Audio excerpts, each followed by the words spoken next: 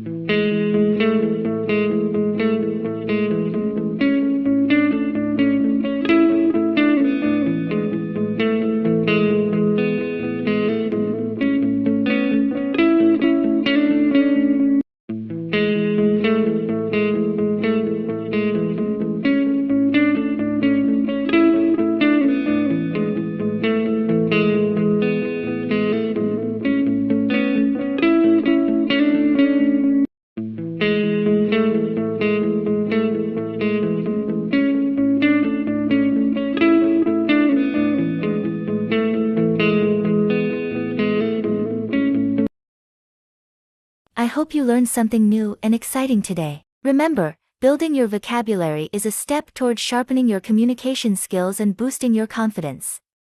If you enjoyed this video, don't forget to give it a big thumbs up, share it with your friends, and subscribe to Moral Picks for more amazing lessons. Thank you for joining me today, and I'll see you in the next lesson, where we'll explore even more incredible